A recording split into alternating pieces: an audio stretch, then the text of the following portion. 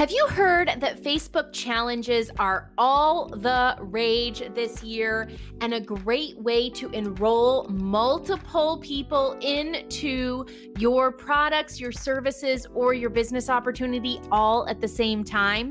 But you tried them and you're not getting those results? Well, if that's you, then stay tuned.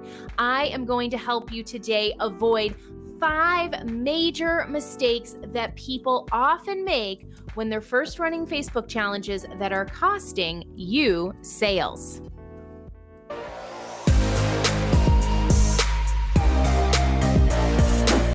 Hi, I'm Lindsay Sewell from lindsaysewell.com. And if you are not already subscribed to my email list, make sure you go ahead and subscribe after this video is over so you never miss out on any of my videos, any of my behind the scenes marketing tips, and any of my offers that can help you to grow your business, to stand out online and create leverage and truly attract the ideal clients for your products, your services, or your coaching programs.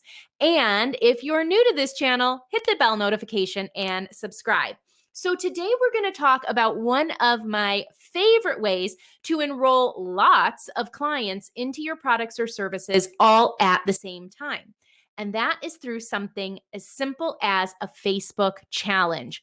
The beautiful thing about a Facebook challenge is you don't have to spend any money to leverage this tool, and you can leverage your time to enroll multiple people all at once. Now, if you're brand new and you have no idea what a Facebook challenge is, you're going to want to go and head to this video first, how to use simple Facebook challenges to close more sales.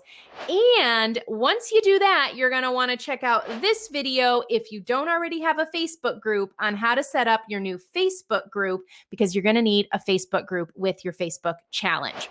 But that's it. Those are the only things that you need in order to get started. You need a Facebook group and you need to know what to do to run the challenge. And today I'm going to tell you about some big mistakes that you want to avoid so that your challenges can be more successful.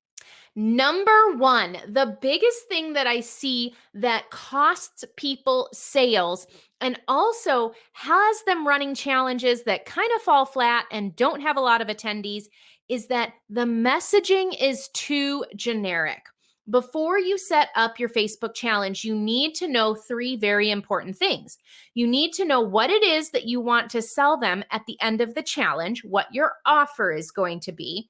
You need to know who the ideal prospect is who would be interested in not only your offer, but learning what you're going to teach during the Facebook challenge. And you need to craft your micro story for the challenge. Meaning, you need to know what their problem is, what their solution is, and how they're going to create their success story using your challenge. So it can't be something generic like feel better or make more money. You've got to get very, very clear and very specific and niche down with the type of people who want to be in your challenge, who need to be in your challenge, who can benefit from your challenge, so that those folks know that it is imperative that they sign up, get into your group, and pay attention. Think about it. A confused mind doesn't take any action. And when you see things that are pretty generic, you don't know whether or not they're the right fit for you. But when something is very specific and it speaks to your individual needs and pain points, that is when you are going to take immediate action. And that is what you want to do for your Facebook challengers. You don't want to make it too generic because that's a huge mistake. That's why people don't get enrollees in their challenges. Number 2, you don't want to make your challenge too long. Don't do a 30-day challenge. I'm just telling you, don't do a 30-day challenge. In this day and age, we have the attention span of pretty much a goldfish, which is about 7 seconds. So you got a little more time than that. You guys are on this video right now for, probably 10 or 15 minutes, but you don't want to make your challenge too long. If you require people to participate for 30 days before you make an offer, you're likely going to lose most of them around the 5-day mark. Just think about how quickly people give up on their New Year's resolutions. So you don't want your challenge to be another New Year's resolution that they give up on. So by all means, do not make it too long. I like to say somewhere between 3 and 5 days is a sweet spot where you can actually start to get people some quick wins and results, and they're still paying attention at the end of your challenge when you're making the offer for them to take the next step with you. So, the third thing that you want to make sure you avoid is don't make it too difficult to get the results. You want people to get a quick win every single day of the challenge so they keep coming back. What I see a lot is people will run these challenges and they will have these big long trainings, hour-long trainings, and they give people so much information and they give people so many things to work on in that single day that the person walks away, the challenger leaves, and they don't know what actions they're supposed to take. What you want to do is have about a 10 to 15 minute training, maybe 20 minutes max, where you give people action items that they can implement that day in the next 24 hours. You want them to leave the challenge, go take the action, and get a result before they show up to the next day so that they are fired up to learn their next step. If you make it too complicated, again, you're going to lose people. Even if it is highly valuable information, the brain needs to be able to break it down into bite-sized chunks and put it into actionable steps. So do not make it too complicated and give them a quick win. All right, number 4, do not wait to the final day to make your pitch. This was something that I ran into early on in my first couple challenges. I waited until the very end of the last video on the final day before I ever talked about the offer that I had for my challengers. And what happened was people were really fired up on day 1, day 2, day 3 started to fall off because people have a lot of enthusiasm, but not a lot of endurance.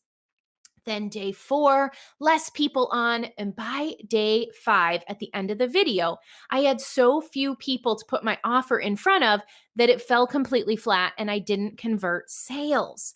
So you want to avoid that mistake by starting to seed your offer on the first day of your challenge. That doesn't mean you're pitching on the first day of the challenge, but you're starting to mumble while you're training and while you're delivering value to your challengers about what you have in store for them after the challenge is over.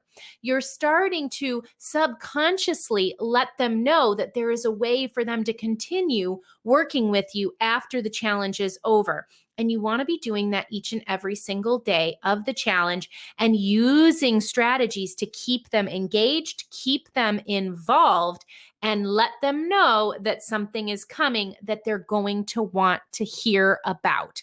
So do not wait until the final day. You will lose so many sales that way. You will lose so many great opportunities to serve your ideal clients and customers if you don't start talking about and seeding that offer right up front. And the last thing that you want to make sure that you avoid is do not try to automate too soon. Again, this is something that I did very early on.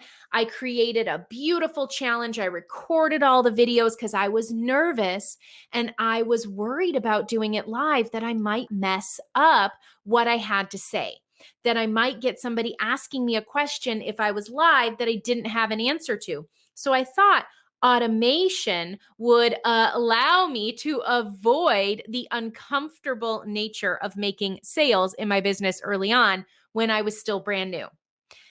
I want to let you in on a little secret.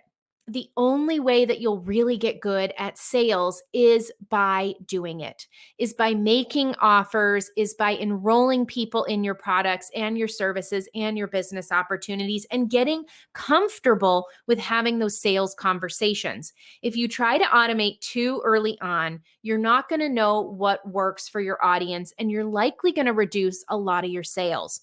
As you do these challenges live, you're going to really hone your skills. You're really going to perfect your skills, and you're going to have a deeper connection with the people who are going through your challenge. So they are going to want to take you up on your offer at the end.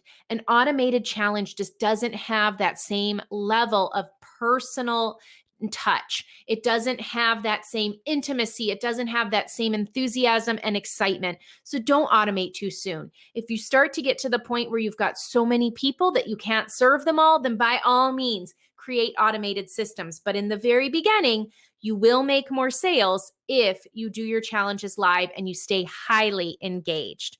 So I hope this was valuable to you today. I hope you can avoid these 5 mistakes so that you do not miss out on sales in your challenge. And if you want to go check out the challenges, social challenge framework course that I have on offer, you can do that in the description below. And then make sure you head to the next videos on how to set up your Facebook group and how to successfully run your first challenge. I'll see you in the next video.